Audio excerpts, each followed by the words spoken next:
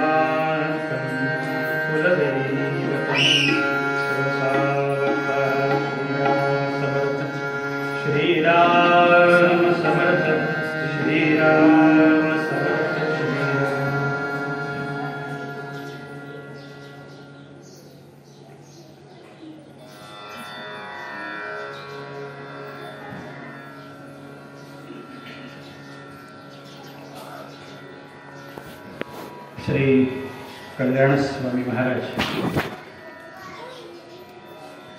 यांच्या पुण्यतिथीच्या निमित्ताने आज आपण कल्याण स्वामी महाराजांच्या या पवित्र स्थानामध्ये एकत्र आहोत.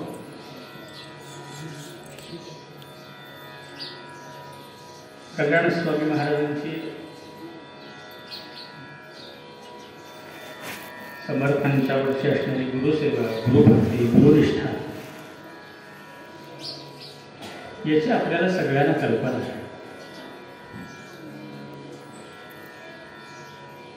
श्री समर्थांनी शके 1603 मध्ये देह ठेवला, पण पुढे 33 वर्ष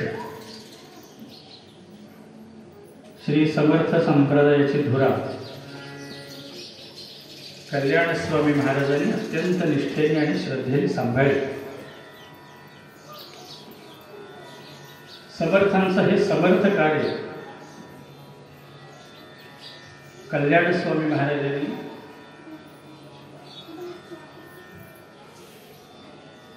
मोठ्या प्रमाणावरती वाढवलं, त्याचा वटवृक्ष केला.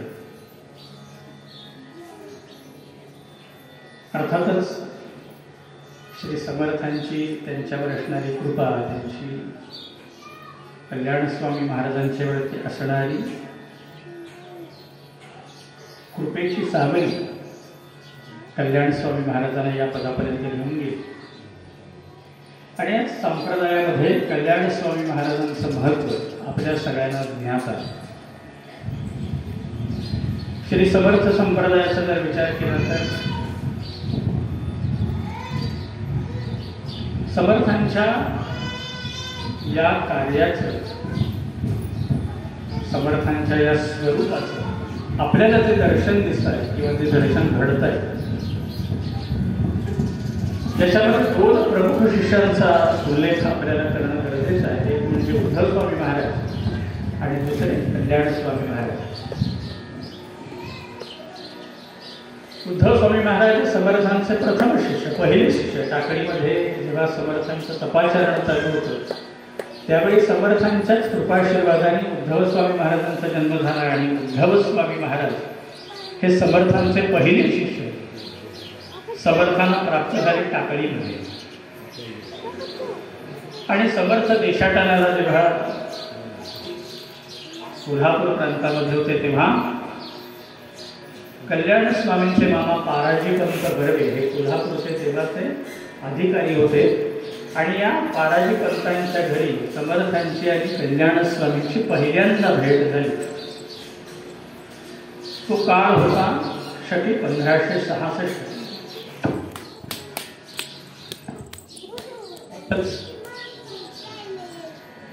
या दोन शिष्यांच्यामुळे समर्थ संप्रदाय किंवा समर्थांचा आज दिसणारं स्वरूप आपल्याला प्रत्यक्ष अनुभवाला प्राप्त होत आहे. समर्थाने जेव्हा गडावरती देह ठेवला तेव्हा आज आपल्याला जी समाधी दिसते त्या जागेवरती समर्थांचा अंत्यविधी, अंत्यसंस्कार केले. आणि मग संप्रदायाने अशी मान्यता आहे की तिसऱ्या दिवशी ती समाधी प्रकट झाली, स्वयंभू प्रकट झाली. आणि ते जे समर्थांचं सगुण साकार रूप आज सज्जनगडला आपल्याला प्रत्यक्ष अनुभवायला येतं, आपल्याला जे दिसतं ते समाधीच्या रूपामध्ये समर्थ आपल्याला दिसतात. आजही समर्थ त्या ठिकाणी वास्तव्याला आहेत अशी आपली सर्वांची धारणा. सह्याद्रीगिरीचा विभाग विलसे मांदार शृंगापरी, नामे सज्जन नृपे बसविला श्री उर्वशीचे तिरी, साकेताधिपती कपी भगवती हे देवजनते श्री, येथे जागृत रामदास विलसे जोया जना उठरी. आजही समर्थ या ठिकाणी जागृत आहे. आणि हे केवळ आपल्याला जे दिसतंय, समाधीचं स्वरूप दिसतंय, रूप दिसतंय, ते उद्धव स्वामी महाराजांच्यामुळे. समर्थांच्या नंतरचं सगळंही जे उत्तर कार्य आहे ते पहिला पुत्र समर्थांचा मानसपुत्र या नात्याने उद्धवानी केलं. आणि म्हणून आज आपल्याला समर्थ या समाधीच्या रूपात प्रत्यक्ष दर्शन देत आहेत. आपल्याला त्याची अनुभूती प्राप्त होते. आपल्याला सगळ्यांना ज्ञात आहे, कल्पना आहे की संप्रदायामध्ये अशा आख्यायिका आहे की जेव्हा समर्थाने देह ठेवला तेव्हा कल्याण स्वामी गडावरती नव्हते. शके 1600 मध्ये समर्थाने कल्याण स्वामींना सज्जनगडावरून या आपल्या भागामध्ये डोमगाव परंडा भागामध्ये पाठवलं. आणि मग कल्याण स्वामी 4 महिने परांडा, 4 महिने डोमगाव आणि 4 महिने डोंगजाला राहत असत देवीच्या मंदिरामध्ये. आणि पूर्ण वर्षाचा कालावधी तिन्ही ठिकाणी 4-4 महिने व्यतीत करावा आणि समर्थांच्या दर्शनाला मधून मधून जावं अशा पद्धतीची दिनचर्या कल्याण स्वामी महाराजांची होती. समर्थांचं सगुण साकार रूप आज आपण समाधीच्या रूपाने ते पाहत होते केवळ उद्धव स्वामींच्यामुळे संप्रदायाला प्राप्त झालंय. आणि जे निर्गुण निर्विकार रूप आपण जे मानतो, जे श्रीमद ग्रंथराज दासबोध आहे किंवा समर्थांचे जे इतर ग्रंथ आहेत, समर्थांच्या निर्वाणीच्या प्रसंगाच्या काही ओव्या या भीमस्वामी महाराजांनी वर्णन केले त्याच्यामध्ये त्यांनी ते वर्णन केलंय की आत्मारामदासबोध माझे स्वरूप स्वतः सिद्ध असता न करावा खेद भक्तजनाचे जेव्हा समर्थ सांगतात तेव्हा त्या आत्माराम आणि दासबोधाचं आज आपल्याला जे दर्शन होतंय ते केवळ आणि केवळ कल्याण स्वामी महाराजांच्यामुळे आपल्याला शक्य होतं. समर्थांना कधीही वेळ आली की त्यांनी सांगायला सुरुवात करावी आणि कल्याण स्वामींनी लगेच आपल्या डोळीतून कित्ता काढावा कागद काढावे लगेच लिहायला सुरुवात करावी. समर्थाने असं एकटा की कुठलंही काव्य सांगितलं दासबोध सांगितलं असं झालं नाही. समर्थांना जसं वाटेल तसं समर्थ सांगायचं आणि कल्याण स्वामी जे आहे ते सगळं लिहून काढायचं. कल्याण स्वामी महाराजांनी जे बाळ लिहिलं त्याचं आपण मागच्या वर्षी मला वाटतं कल्याण पोथा इथे आपण त्याची एक प्रत डोळ्यातून प्राप्त करून घेतली. इतकं मोठं जे काही समर्थ आणि कल्याण स्वामींचं वाङ्मय आपल्यासाठी आज उपलब्ध आहे. कल्याण स्वामी महाराजांनी ते लिहून घ्यावं आणि शिरगावच्या मठामध्ये समर्थांच्या या शिरगाव मठामध्ये कल्याण स्वामी महाराजांचे धाकटे भाऊ दत्तात्रय स्वामी महाराज या मठामध्ये कल्याण स्वामींनी जावं आणि तिथे बसून पुन्हा दासबोधातल्या एकेका प्रसंगातल्या ओव्या एकत्र कराव्या, त्याची रचना करावी, श्लोक एका ठिकाणी आणावे, त्याची रचना करावी. अशा पद्धतीचं संपादन कल्याण स्वामी महाराजांनी करावं आणि जे आपण लिहिलेलं आहे ते पुन्हा समर्थांना लिहून दाखवावं. मग समर्थांनी पुन्हा त्याच्यात काही बदल सांगावेत आणि मग पुन्हा कल्याण स्वामींनी लिहावं आणि समर्थांच्या समोर ते दाखवावं. अशा पद्धतीने हा ग्रंथराज दासबोध कल्याण स्वामींनी लिहून पूर्ण केला. आणि संप्रदायामध्ये अशी मान्यता आहे समर्थांनी सांगायला खूप आधीपासून सुरुवात केली आहे. जेव्हा समर्थ शिवथर घडीमध्ये होते तेव्हा जेव्हा स्वराज्यामध्ये अनेक बिजापूरचा सरदार आपल्याला माहिती आहे की अफजल खान असेल, शाहिस्ता खान असेल, अनेक सरदारांनी स्वराज्यावरती आक्रमण केलं आणि समर्थांनी या शिवथर गळीमध्ये बसून अनेक गुप्त गोष्टी या छत्रपती शिवाजी महाराजांच्या पर्यंत पोहोचवल्या. त्या काळी दासबोध लिहिण्याचं निमित्त समर्थांनी केलं आणि समर्थ चंद्रगाव पर्यंत तो प्रांत आहे या शिवथर घळीमध्ये राहायला गेले. तिथून समर्थांनी दासबोधाला प्रारंभ केला. पण संप्रदायामध्ये अशी मान्यता आहे जेव्हा समर्थांनी देह ठेवला त्याच्या आधी 15 दिवस माघ शुद्ध नवमीला दासबोध पूर्ण झाला आणि त्या दिवशी समर्थांनी असं सांगितलं की अरे आता पूर्ण झाला दासबोध, आता याच्यामध्ये काही वाढवायचं नाही. शेवटची ओवी समर्थांनी त्यावेळेला दासबोधामध्ये घातली होती की आमची प्रतिज्ञा आहे काही न मागावेशी आपणा मागे जगदीशाची भजत जावे. ही शेवटची जी ओवी आहे ती समर्थांनी सांगितली आणि कल्याण स्वामींनी दासबोधामध्ये ती ओवी वाढवली आणि दासबोध पूर्ण झाला. अशी संप्रदायाची आख्यायिका आहे. संप्रदायामध्ये या पद्धतीने या गोष्टीला मान्यता आहे. समर्थांचं हे ते निर्गुण निराकार रूप आहे. आजही आपण पाहू शकतो समर्थांच्या स्वरूपाशी आजही आपल्याला बोलता येतं, आजही समर्थांशी संवाद साधता येतो. ते निर्गुण निर्विकार रूप केवळ आपल्याला कल्याण स्वामींच्यामुळे प्राप्त होत आहे. त्यामुळे समर्थ संप्रदायावर या मंडळींचे अनंत उपकार आहेत असं आपण जर म्हटलं तर ते वावगं ठरणार. कल्याण स्वामी महाराजांचं जे समर्थांच्या विषयी असणारी निष्ठा आहे, जी श्रद्धा आहे, समर्थांनी दासबोधामध्ये याचं वर्णन केलं आहे. समर्थांच्या या दासबोधामध्ये सच्शिष्य निरूपण नावाचा समास आहे आणि तो सच्शिष्य निरूपणाचा समास जर आपण पाहिला तर या सच्शिष्य निरूपणाच्या समासामध्ये कल्याण स्वामींचं चरित्र आपल्याला पूर्णपणे बसवता येतं. जेव्हा समर्थांची आणि कल्याण स्वामींची नजरानजर झाली तिथून पुढे जेव्हा समर्थांनी त्याला आपलं मानलं आणि कल्याण स्वामींनी सुद्धा समर्थांना आपलं मानलं तिथून या कल्याण स्वामी आणि समर्थांची गुरु शिष्याची जी जोडी आहे, जे नातं आहे ते घनिष्ठ पद्धतीने बांधलं गेलं.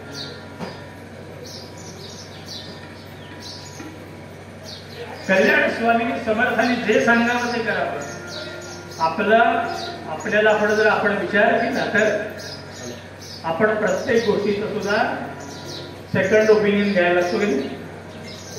आपल्याला एखाद्या गुरुनी काही बोललं गेलं की आपण गुरु बदलायला लागतो. आपला गुरु आपल्याला काही कामाचा नाही. आपल्याला काहीतरी काम सांगतो, आपल्याला काहीतरी शिकवतो, आपल्याला वेगवेगळ्या पद्धतीने काहीतरी गोष्टी करायला लागतो. मग आपल्याला हे जपणार नाही.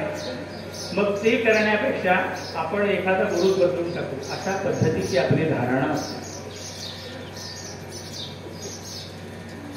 व्यवहारामध्ये सुद्धा आपण विचार करताना सुद्धा एका डॉक्टरच्या वरती विसंबून राहत नाही. आपल्याला तिथे सुद्धा 2-2, 4-4 डॉक्टर लागतात. एका डॉक्टरच्या गोळ्या दुसऱ्या डॉक्टरचं पथ्य ते आपल्याला सोयीत असतं ते आपण घेतो.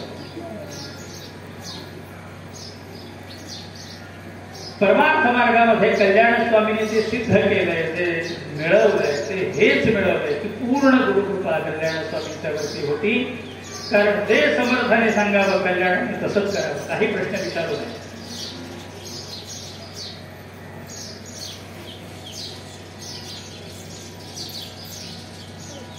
आणि कल्याण स्वामींचं वर्णन समर्थ जेव्हा दासबोधात सांगतात ते एकच सांगतात. एका ओवीमध्ये समर्थ सांगतात, ऐक सत्शिष्याचे लक्षण, सद्गुरु वचनी विश्वासपूर्ण, अनन्य भावे शरण ज्ञानाव सत्शिष्य. सत्शिष्य कसा असला पाहिजे की सद्गुरूंच्या वचनावर पूर्ण विश्वास कल्याण स्वामींचा होता. समर्थ मला जे सांगतील त्याच्यामध्ये माझं कल्याणच होणार ही धारणा कल्याण स्वामींची. कल्याण स्वामींच्या जीवनचरित्रात ते आपण प्रसंग पाहिले ते लक्षात येईल. जेव्हा मसूरमध्ये कल्याण स्वामींना समर्थाने आज्ञा केली 1567 मध्ये समर्थ संप्रदायाच्या या रामनवमी उत्सवाला समर्थांनी प्रारंभ केला. ते ठिकाण होतं मसूर. आणि या मसूरमध्ये कल्याण स्वामींना समर्थांनी आज्ञा केली, एक झाडाची फांदी या रथाच्या मार्गामध्ये आडवी येते. वय किती असेल, 12-13 वर्षाचं वय असेल. इथे आपल्याला त्या प्रसंगाचं चित्र सुद्धा इथे लावलं आहे. बीज वचने वटशाखा तोडून जो शिष्य पावला वटका, तो कल्याणची केला जीवनदाने करून या जतन. मोरोपंत स्वामींनी या प्रसंगाचं छान वर्णन केलंय. या मसुरामध्ये, या ब्रह्मपुरीमध्ये समर्थांनी पहिल्यांदा रामनवमीचा उत्सव सुरू केला. आणि उत्सवामध्ये रामरायाची मिरवणूक काढण्यासाठी म्हणून जो रथ सजला, या रथाच्या वरच्या काठ्या एका झाडाला छटल्या, आम्र वृक्षाला छटल्या. आणि मग समर्थांनी कल्याणाला आज्ञा केली, कल्याणा फांदी तोड.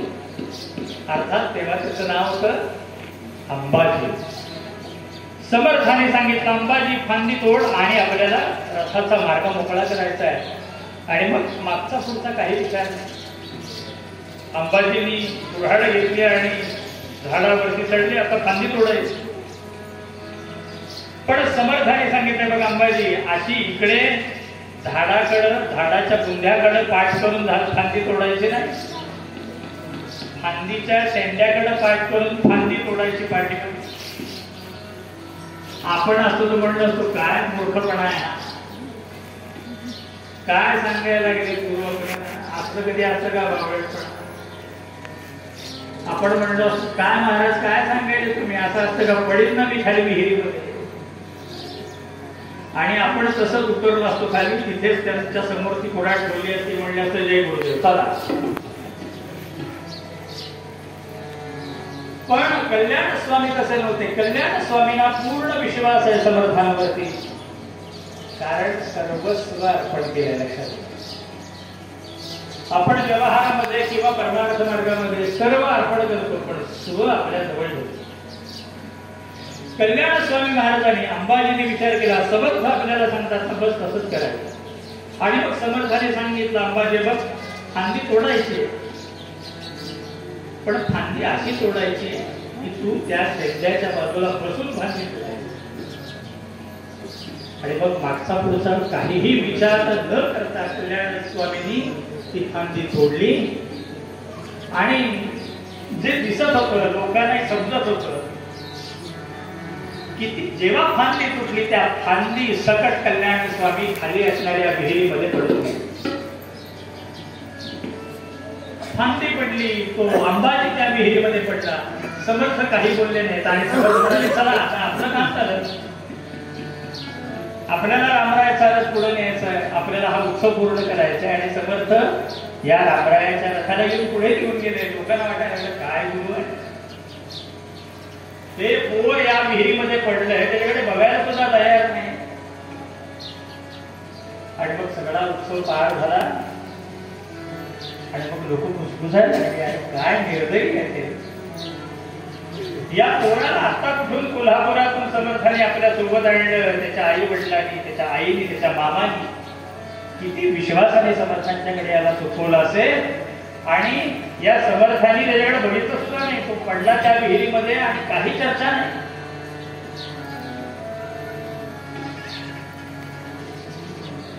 आणि मग ही जी कुजबूज समर्थांना लक्षात आली आहे. मग समर्थ म्हणाले अरे आता मात्र आपल्याला काहीतरी केलं पाहिजे. आणि मग त्या विहिरीच्या बाजूला सगळे लोक जमलेले आहेत आणि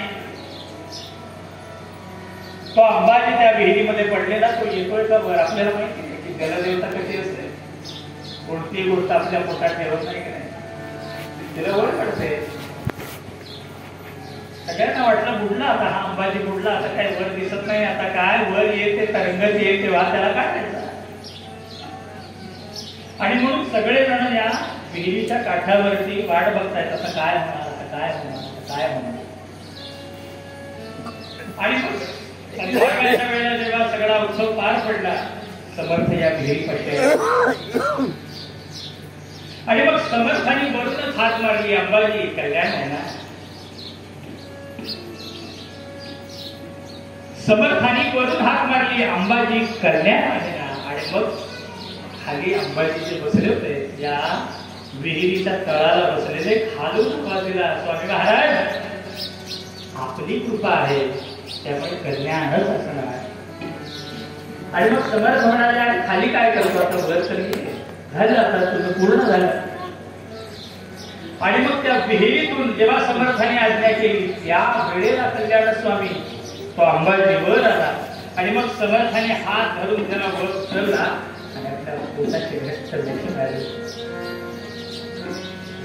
त्याच्या डोक्यावरून हात फिरवला, म्हणाले बघ आजपासून तुझं नाव अंबाजी नाही बरं का, आजपासून तुझं काय नाव कल्याण. आजपासून तुझं नाव कल्याण. समर्थांच्या पायाला लागला, महाराज आपल्या कृपेने सगळं कल्याण होणार याची खात्री आहे मला. कोणत्याही गोष्टीचं कल्याण करणार नाही आपण, ही माझी श्रद्धा दृढ आहे. आणि मग तिथून पुढे या संप्रदायामध्ये कल्याण स्वामी हे या संप्रदायाचे आधारस्तंभ म्हणजे लक्षात घ्या. आणि मग प्रत्येक गोष्ट कल्याणाशिवाय समर्थांची अपूर्ण राहायला गेली, प्रत्येक गोष्टीत कल्याण पाहिजे. आणि मग ते लिखाणाचं काम असो, कुठल्याही गोष्टी अर्थात लिखाणाच्या बाबतीत सुद्धा समर्थांची आग्रही होते की तो अक्षर कसं असलं पाहिजे. एका प्रसंगामध्ये तर कल्याण स्वामींना फेकून एखादी वस्तू समर्थाने मारावी, हे चुकलं असं नाही पाहिजे. समर्थाने आपल्या डोळीतून चित्ता काढून दिलेला सुद्धा आपल्याला इथे पाहायला मिळतो. इतकं समर्थांचं कल्याण स्वामींवरती प्रेम होते, इतकी निष्ठा होती, इतकी श्रद्धा होती. आणि मग पुढे अनेक प्रसंग समर्थांच्या या जीवनामध्ये असे घडले ज्याच्यामध्ये कल्याण स्वामी या समर्थ चरित्राचा भाग बनले. लक्षात घ्या, ऐक सत्शिष्याचे लक्षण, सद्गुरु वचनी विश्वास पूर्ण, बस बाकी काही करायचं नाही. एकच गोष्ट, जे ते सांगतील ते माझ्या कल्याणाची गोष्ट सांगतील, हाच दृढ विश्वास आपल्याला असला पाहिजे.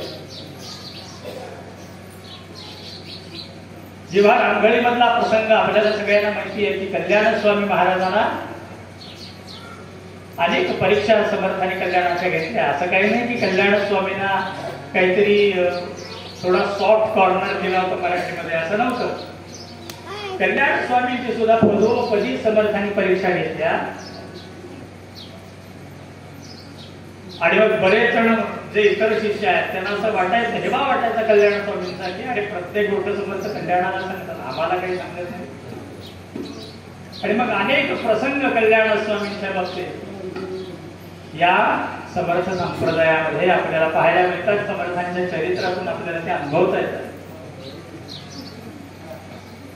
रामघळीमध्ये जेव्हा साफळच्या रामघळीमध्ये समर्थ होते तेव्हा समर्थांना रोज पान खायची सवय होती. रोज पान खातात. समर्थांना कपाची व्याधा असल्यामुळे वैद्यराजाने पान खाण्याची किंवा सल्ला समर्थांना दिला होता आणि समर्थ नित्य पान खात. आणि मग हे पान करून देण्याचं बरचसं काम आहे. कल्याण स्वामी महाराजांना सांगावं, कल्याण पान म्हणजे कल्याण स्वामीचे पान द्यावे. पुढेही नंतर सेवा भोळा रामावरती समर्थांनी सोपवली सज्जनगडामध्ये असताना.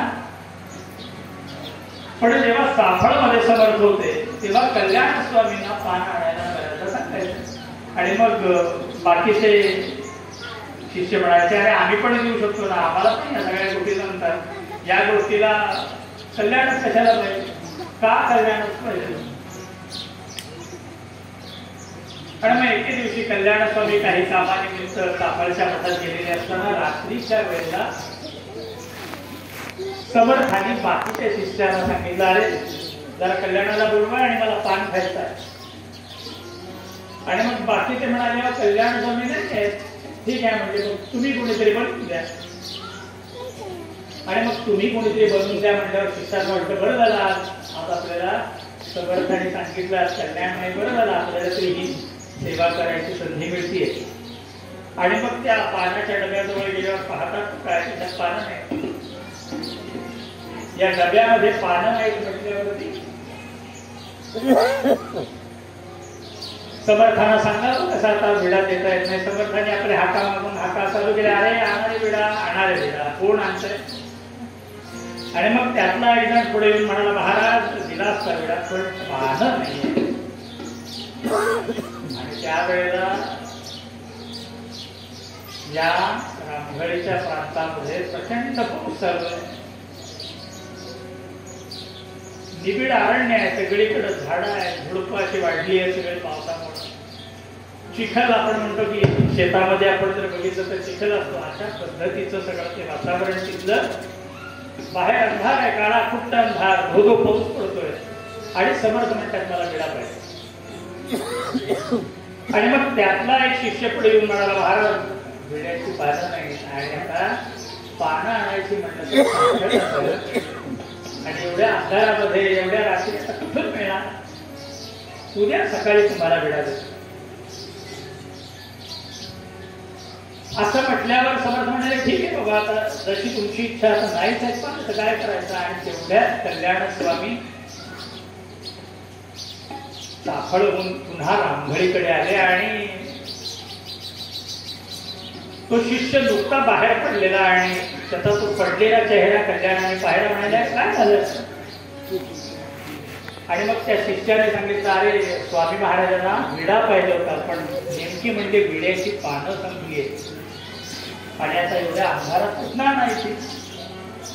आणि मग कल्याण स्वामी आत गेले आणि समर्थांच्या चरणावरती डोकं ठेवलं आणि सांगितलं महाराज विडा पाहिजे ना, मी आत्ता घेऊन येतो, मी आत्ता पानं घेऊन येतो महाराज, थोडा वेळ थांबा, मी लगेच पानं घेऊन येतो, तुमच्यासाठी विडा बनवून तुम्हाला देतो. आणि समर्थांनी काही म्हणायच्या कल्याण स्वामी झाप झाप झाप झाप झाप झाप झाप झाप पावलं टाकत निघाले विड्याची पानं आणायला. मागचा पुढचा काही विचार नाही. इतरांना तो अंधार दिसत होता, इतरांना तो पाऊस जाणवत होता, इतरांना तो पायाला चिखल रुतत होता. कल्याण स्वामींचा गुरुसेवेपुढे बाकी काही दिसत नव्हतं, फक्त गुरुसेवा. केवळ आणि केवळ आपल्या सद्गुरूंना ते हवंय, जे सद्गुरूंनी सांगितलंय, ते सद्गुरूंनी आपल्याला सूचना दिल्या, त्याचं पालन करायचं. एवढं एकच गोष्ट, एकच वाक्य, एकच ध्येय कल्याण स्वामींनी आपल्या हृदयावरती कोरलंय, फक्त गुरुसेवा. आणि मग कल्याण स्वामी धावत धावत धावत समर्थांचं आपण म्हणू की मुखाने नामस्मरण चालू आहे आणि चालता चालता चालता चालता त्या अंधारामध्ये भैरववाडीमध्ये गाव लागतं, या भैरववाडीच्या या डोंगरामध्ये एका नागराजावरती कल्याण स्वामींचा पाय पडला आणि तिथेच त्यांनी कल्याण स्वामींच्या पायाला दंश केलं. दंश जसा केला कल्याण स्वामी कोसळले. पण ध्यास एकच आहे की माझ्या समर्थांना पान खायला घालायचं आहे.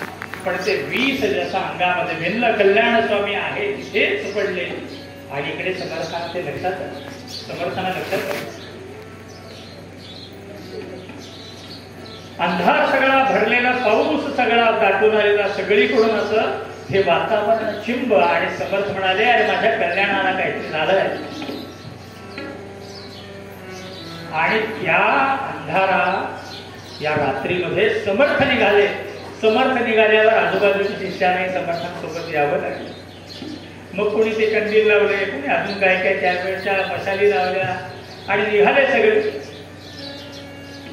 आणि खाली जसं या रांगळीतून खाली उतरून आले तर भैरववाडीच्या त्या डोंगरामध्ये त्या जाळीमध्ये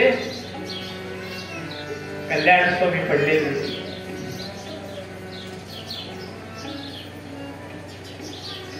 समर्थाने बघितला आणि तो प्रसंग लक्षात आला आणि काय नेमकं घडलं हे समर्थांना माहीत झालं.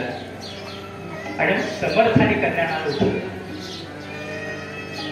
आणि तसंच उचलून या भैरववाडीमध्ये भैरवनाथाचं एक मंदिर आहे. या मंदिरामध्ये कल्याण स्वामींना समर्थ घेऊन आले, आपल्या शिष्याला घेऊन आले. आणि या भैरवनाथासमोर समर्थ असं म्हणाले बघ माझा हा मुलगा आहे, माझं हे लेकरू आहे. अनावधानाने त्याचा पाय पडला असेल, ते मुद्दामून काही नाही केले. याचा जीव वाचला पाहिजे. आणि मग नऊ खंड मी गुळ या ठिकाणी वाटेन अशा पद्धतीने या भैरवनाथाची समर्थन प्रार्थना करत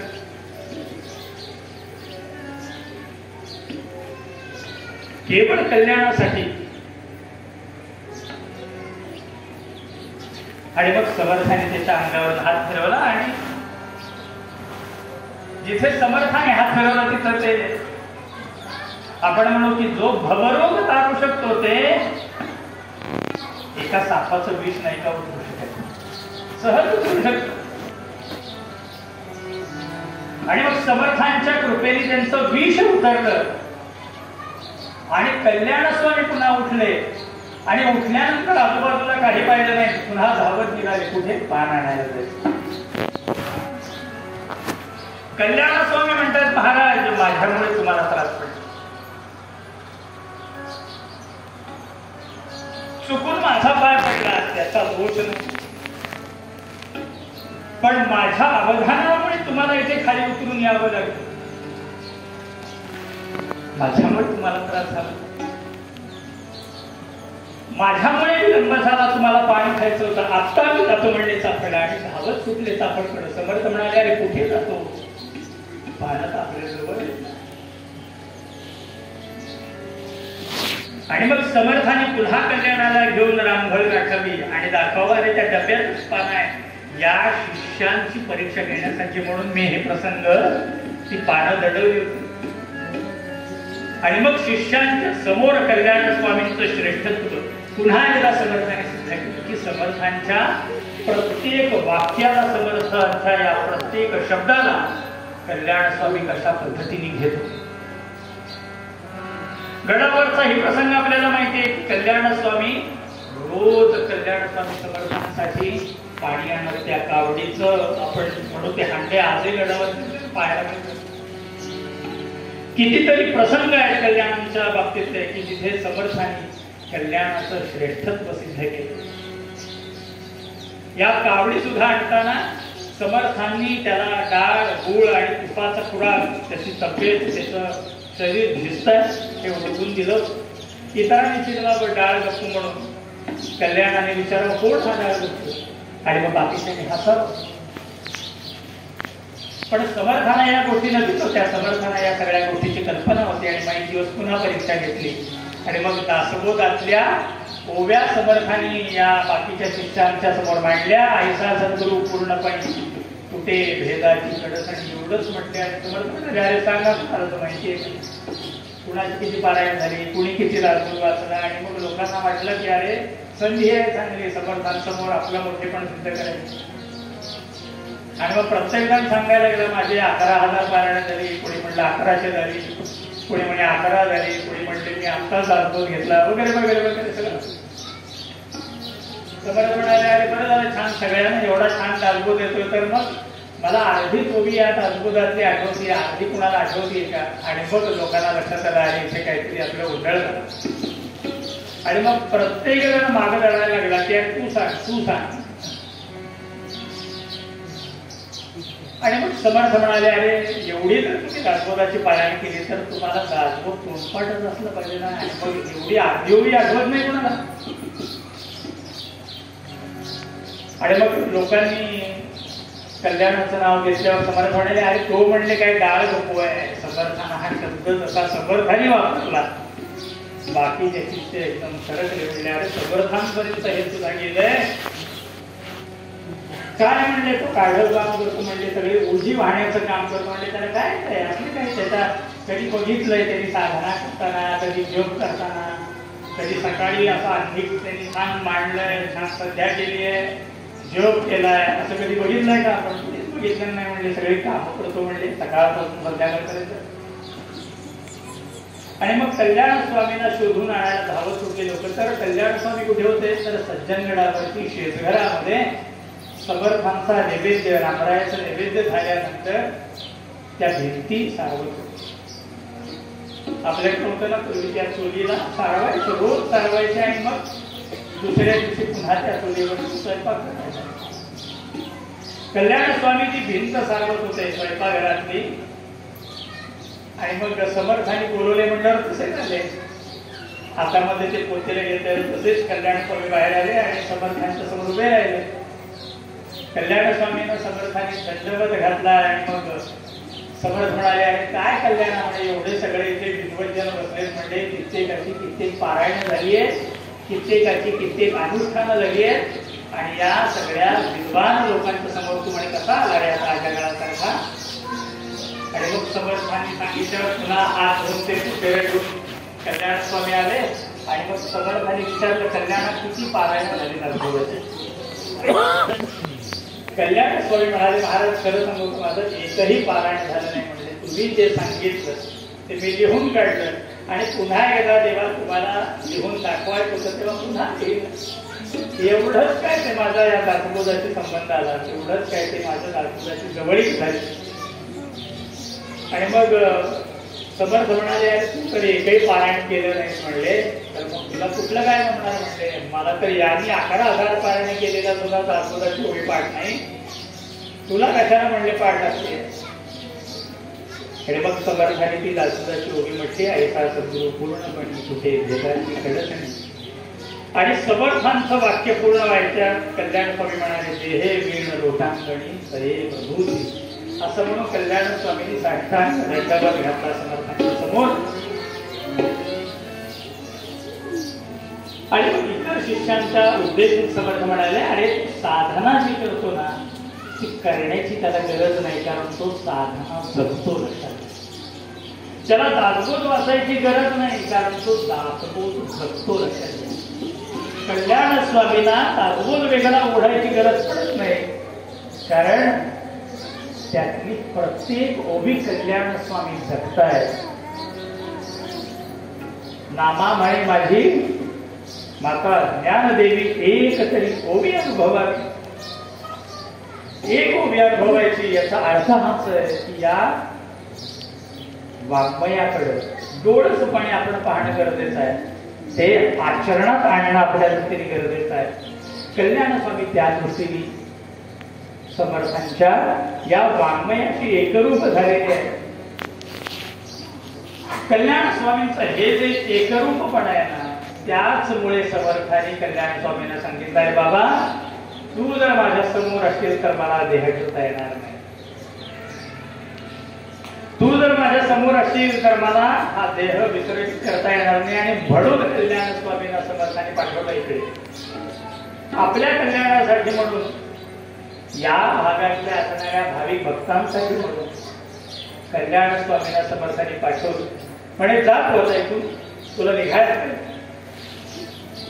व्यवहारात सुद्धा आपण बघतो ना, एका मोठ्या झाडाखाली दुसरं मोठं झाड होत नाही, वाढत नाही. आणि संप्रदायामध्ये कल्याण स्वामींचा अधिकार एवढा मोठा होता की समर्थ असताना जे समर्थांचे प्रमुख शिष्य आहेत त्यामध्ये कल्याण स्वामी असे शिष्य होते ज्यांना समर्थांनी अनुग्रह देण्याचा अधिकार दिलेला होता.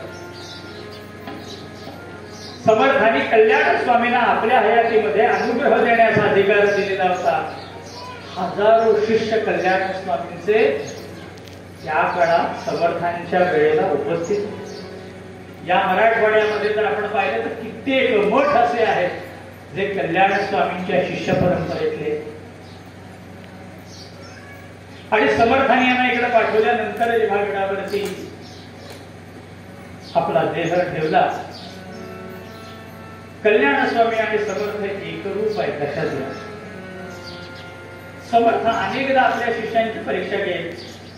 गडावरती अनेक प्रसंग आहेत जो आपण पाठीमागे ब्रह्मपिसा बघतो, तिथे सुद्धा समर्थांनी कल्याणाची परीक्षा घेतली होती. गडावरती असताना पाठीमागे समर्थांनी एक दिवस विराटाचं रूप घेतलं, सगळा बळवट धरला, हातामध्ये तलवार घेतली आणि धावत सुटले. माझ्या समोर कोणी त्याला विचारून टाकले. आणि मग गडाच्या पाठीमागे धाब्या समर्थीच्या बाजूला समर्थ उभे राहिले आणि सगळे शिष्य घाबरले. या समर्थांसमोर कोणी जावं आणि पुन्हा कल्याण स्वामीने त्यांचे पाय धरावे. खाली उडी मारून कल्याणाने छाती पकडावी, आपल्या देहाची पर्वा न करावी आणि केवळ समर्थांसाठी आपलं आयुष्य असावे.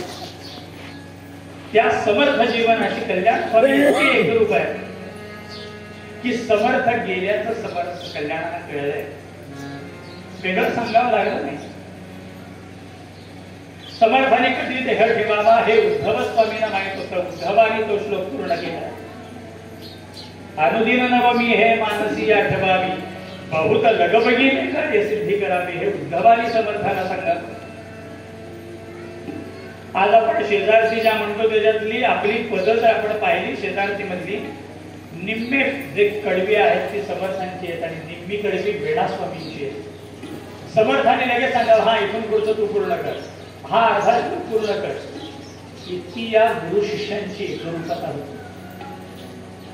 कल्याण स्वामींना जेव्हा कळलं की समर्थाने देह ठेवला, इथून धावत सुटले, गडावरती धावत सुटले आणि गडावरती आल्यावरती त्या समर्थ समाधी समोर टाहो फोडला. मला सोडून मला न सांगता गेलं. आणि मग त्या कल्याणाचा तो टाहो ते आर्त आळवणी कल्याणाची समर्थांनी ऐकली आणि पुन्हा एकदा समर्थांना प्रगट व्हावं लागलं. ती समाधी दुभंगून पुन्हा एकदा समर्थ प्रगट झाले. केवळ केवळ कल्याण स्वामी. समर्थाने पुन्हा एकदा दर्शन दिलं. अरे बाबा मी आहे, मी गेलो नाही. अर्थातच कल्याणाची योग्यता ही केवढी मोठी आहे. आणि मग कल्याण स्वामींनी गडाला पूर्णपणे समर्थांच्या स्वरूपात पाहिलं. गडावरच्या प्रत्येक मातीच्या कणामध्ये समर्थ कल्याण स्वामींना दिसायला लागले. आणि मग कल्याण स्वामी म्हणाले अरे गडाला पाय नाही लावायचा, गडाला पाय नाही लावायचा, माझ्या समर्थांना पाय. आणि मग दरवर्षी गडाला खालून प्रदक्षिणा घालावी. आजही आपली सगळी मंडळी येतात की नाही, ती पद्धती परंपरा कल्याण स्वामी महाराजांनी सुरू केली. कारण सज्जनगडला समर्थ स्वरूप कल्याण स्वामींनी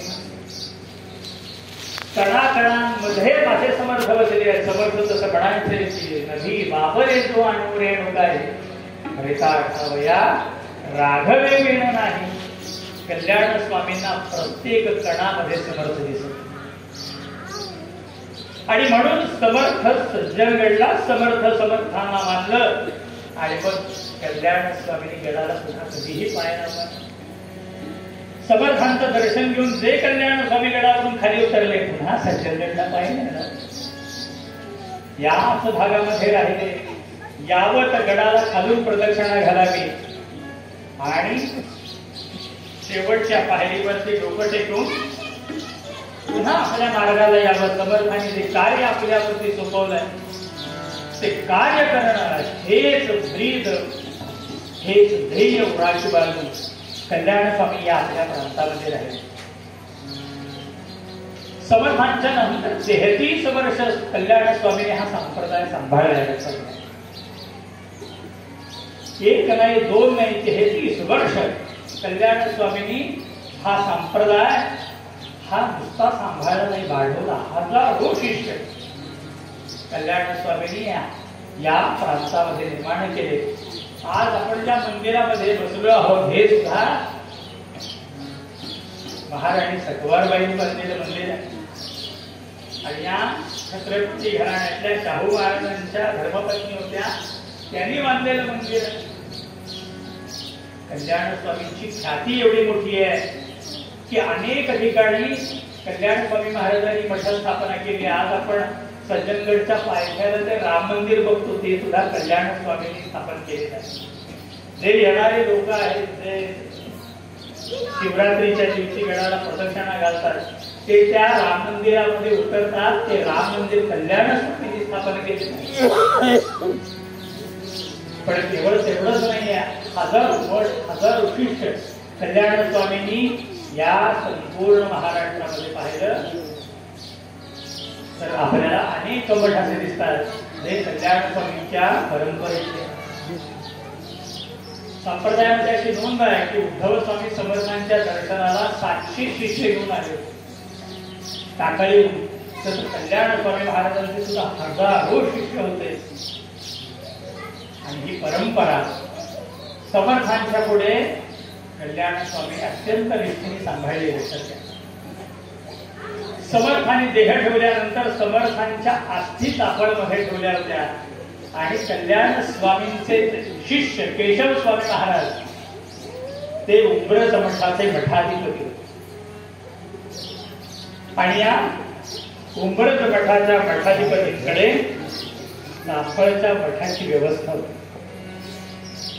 कल्याण स्वामी महाराजांना केशव स्वामी महाराजांनी दरवर्षी इथे यावं विचारावं, त्या अस्थी घेऊन गंगेला विसर्जन करायच्या, त्या अस्थी घेऊन जाऊया का गंगेला. आणि मग कल्याण स्वामी महाराज म्हणायचे थांब कर अजून वेळ येते, थांब कर. आणि अशी 1 नाही, 2 नाही, 3 नाही, 33 वर्ष झाली. त्या 33 वर्ष अस्थी समर्थांच्या ताफळमध्येच होते. आणि मग 1 वर्ष केशव स्वामींना असं वाटलं की अरे किती आहे विचारायचं कल्याण स्वामींना, त्यापेक्षा एक काम करू म्हणे, यावेळेला घेऊनच जाऊ समर्थांच्या अस्थी, महाराजांच्या इथे जाऊ, परांड्यामध्ये कल्याण स्वामी महाराजांचं दर्शन घेऊ आणि मग या गंगेला विसर्जित करू, असा विचार केला केशव स्वामींनी.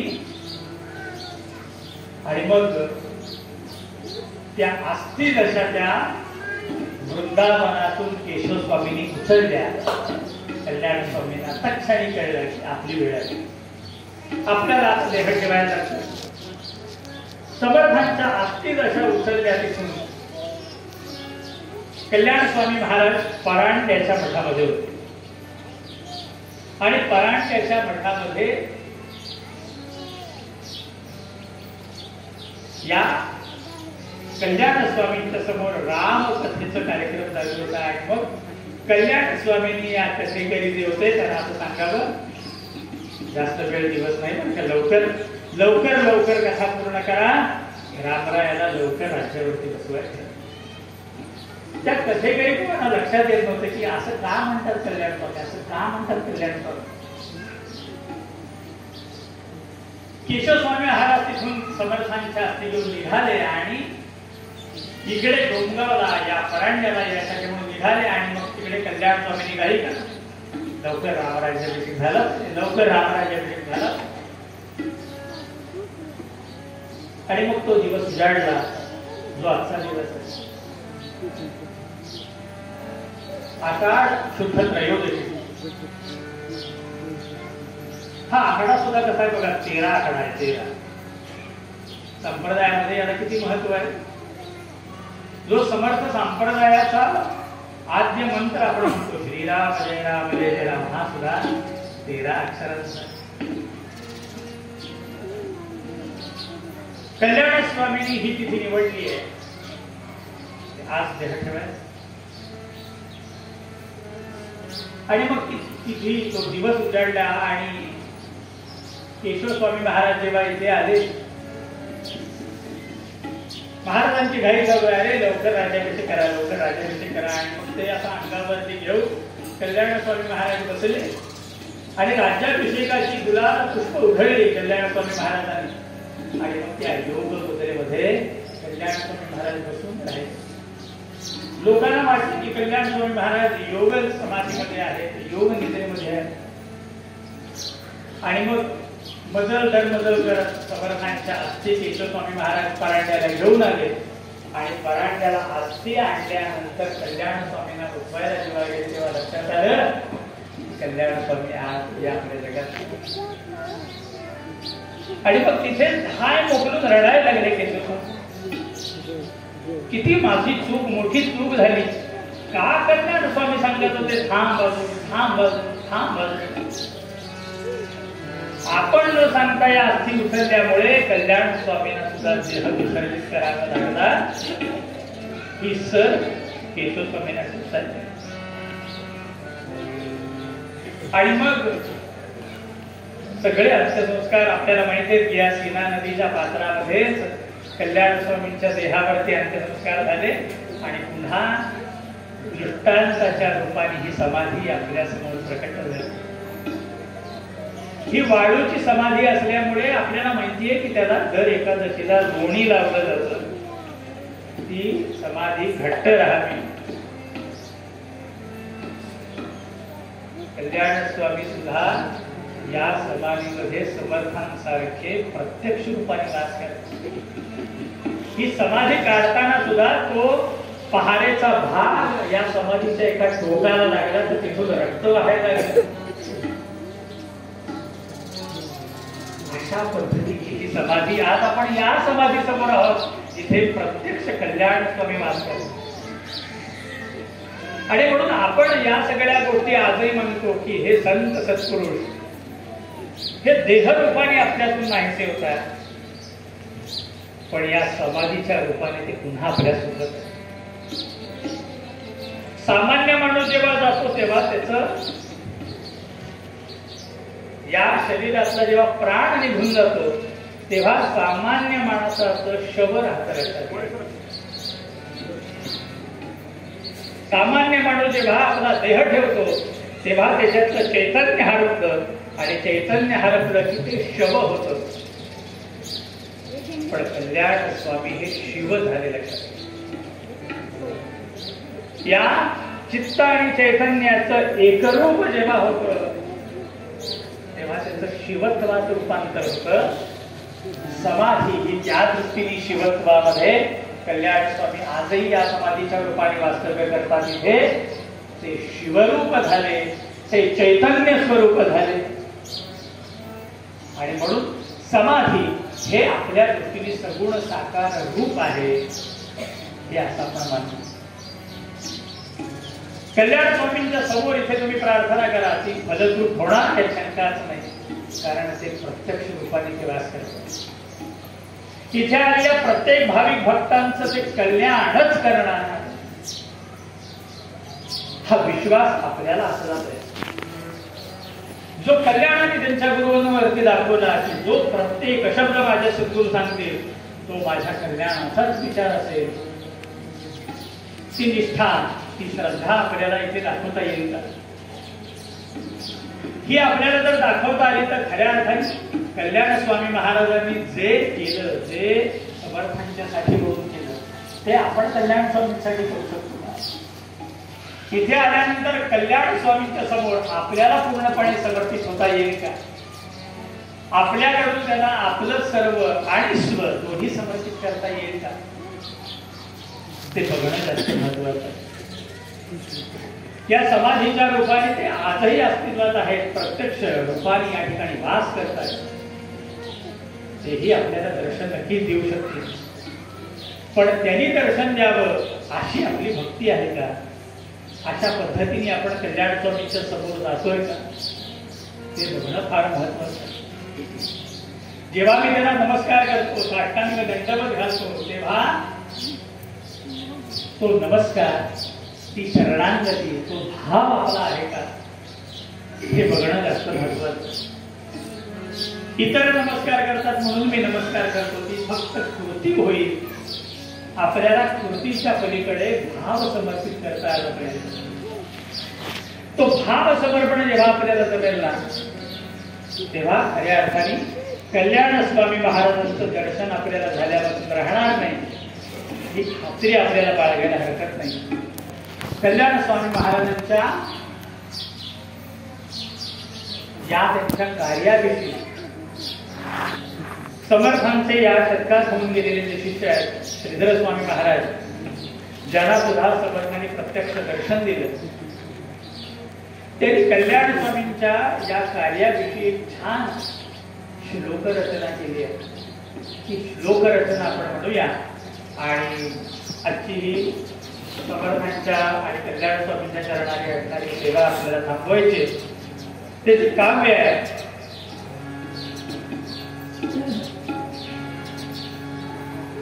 श्री समर्थांचं, कल्याण स्वामींचं शिष्य जे काही त्यांचं जे महत्व आहे ते वर्णन करताना श्रीधर स्वामी महाराजांनी सज्जनगडावरती शके 1883 मध्ये हे काव्य रचना केली आहे. समर्थांच्या या शिष्योत्तम श्रीधर स्वामी महाराजांनी समर्थांच्या या कल्याण स्वामींच्याकडं मागणं मागितलंय.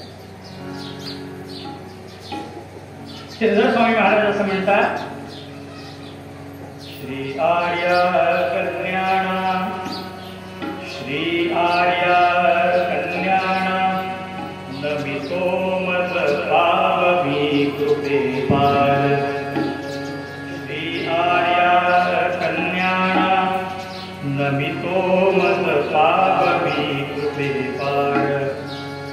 गोवी मज श्री सेवी, गोवी मज श्री सेवी, जगतीचा मोह बाजूला सार.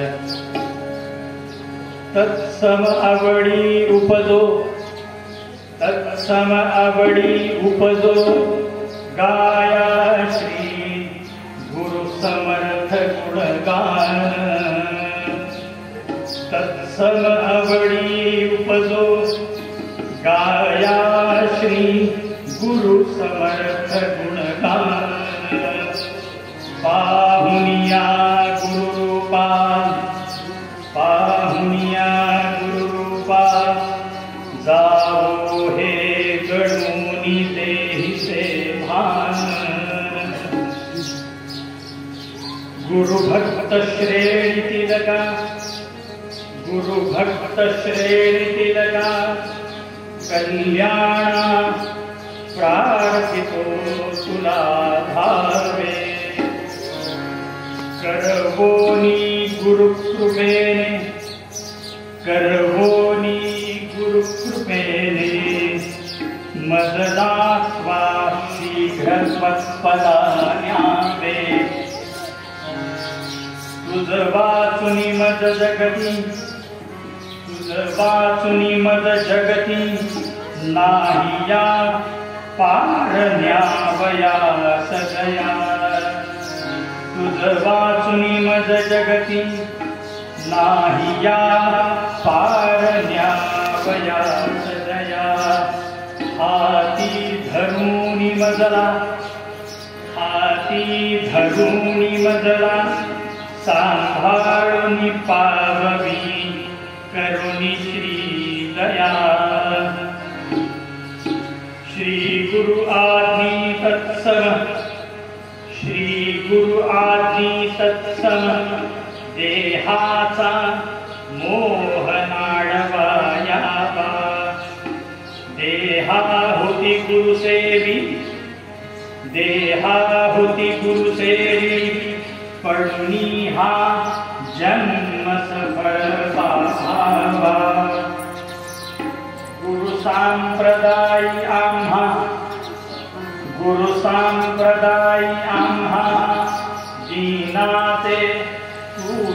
मार्ग दाखविता गुरु संप्रदाय आम्हा दीना ते तुझी मार्ग दाखविता श्री गुरु भक्ताचार्य आर्या तुझ वीण कोण यात्रा. सगळ्यात महत्वाचं जे श्रीधर स्वामी महाराज सांगतात की जसं तुम्ही ही वाटचाल केली आम्हालाही तशीच वाटचाल करू द्या. आणि मग या लोकरचनेची सांगता करताना महाराज असं म्हणतात तव अनुचर बाल आम्ही तुझ्या आम्ही अनुचर लहान आहोत. तू ज्या पद्धतीने ही गुरुसेवा सांभाळली गुरुसेवा केली त्या वाट्यावरून आम्हालाही चालायची संधी दे आमचा हात पकड. आणि तू ज्या पद्धतीने ही गुरुसेवेचा मार्ग आमच्या समोर खुला केला आम्हालाही त्या मार्गावरून वाटचाल करताना आमचा हात धर आम्हाला सांभाळ. कारण आम्ही लहान आहोत आम्ही अनुचर आहोत.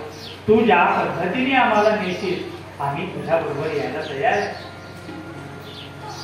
तव अनुचर बाल आम्ही जैसे तू नेसी त्या परी येऊ. तू जसं नेशील तसं आम्ही येऊ तुझ्यासोबत. तू आमचा हात धर आणि आम्हाला घेऊन चल. हा मार्ग कठीण आहे.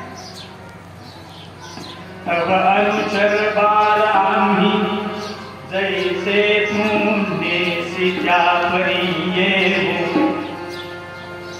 निर्धास्त मनी आम्ही ठरवून दाविले तसे जय जय